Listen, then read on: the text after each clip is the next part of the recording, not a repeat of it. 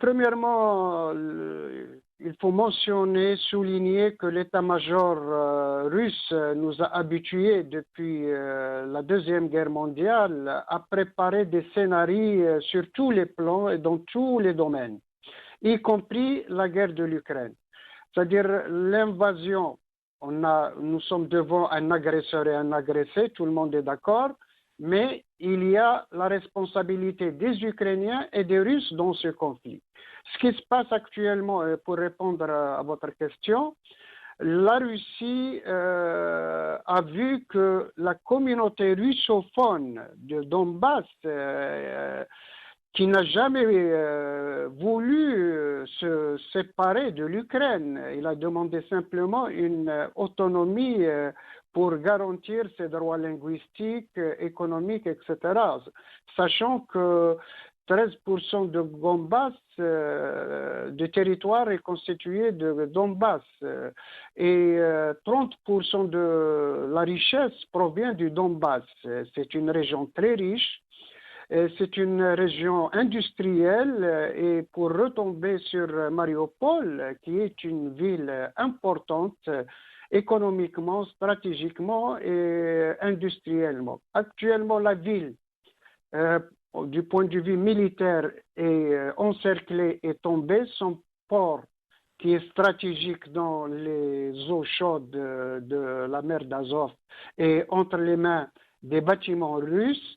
Les troupes ukrainiennes se sont repliées sur une ville qui équivaut, dont le territoire équivaut au territoire de la ville de Mariupol. C'est la ville d'Azovstal. C'est une ville métallurgique. On peut projeter aussi une carte de cette partie, comme ça on suit avec vous, professeur Mekawi. Donc je demande à la régie de projeter cette carte où on voit clairement l'avancée des troupes russes. N'est-ce pas, sur cette région du sud-est Oui, c'est une ville c'est-à-dire indépendante par rapport à la ville de Mariupol qui est, c'est-à-dire militairement, est tombée entre les mains des Russes et des séparatistes de Donbass. Mais les 3000 soldats, d'après les renseignements militaires français, qui se sont repliés sur la ville d'Azovstal, qui est une ville métallurgique. Les Russes sont prudents d'investir cette ville industrielle à cause de deux raisons. Deuxièmement, il y a des laboratoires de mercure et des laboratoires de production chimique et même biologique. Et c'est une ville industrielle qui peut vraiment servir à la Russie dans le futur. Mais c'est pour ça que c'est-à-dire l'envahissement de cette ville industrielle se fait par petits pas. Et je pense que les soldats, les 1000 soldats qui sont toujours repliés sur la ville d'Azovstal vont se rendre dans les heures qui viennent. Surtout qu'on doit savoir, d'après les renseignements militaires occidentaux, que la véritable guerre en Ukraine va commencer dans des heures, les heures suivantes ou dans les 2 jours qui suivent. Parce que la Russie a préparé vraiment des troupes nouvelles avec un armement sophistiqué, avec un chef d'état-major. Qu'est-ce qui change finalement par rapport au début des opérations, notamment autour de la capitale Kiev? Ce qui a changé, c'est que la première offensive, ce que les Russes appellent le plan A, c'était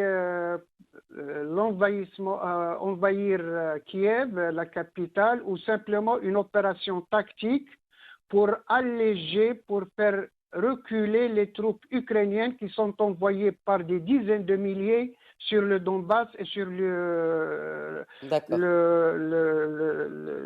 la Crimée. Donc, parce qu'il ne faut pas oublier que le président Zelensky a signé l'année dernière, le 21 mars 2021, un décret où il envoie des milliers de soldats vers le Donbass et vers la Crimée. Et il a dégarni un peu c'est-à-dire le territoire qui se trouve sur la Biélorussie. Donc c'était une avancée tactique selon vous? C'était une avancée tactique, mais c'était une avancée éclair, forte, organisée par les troupes tchétchènes de Kadyrov, Ramtan Kadyrov, et par une milice de Wagner. Mais ils n'ont pas réussi. Le Kremlin voulait envahir Kiev, la capitale, et placer un gouvernement qui lui est favorable. Il n'a pas réussi grâce au renseignement occidental qui a alerté les Ukrainiens à cette offensive éclair. Mais c'était une opération éclair.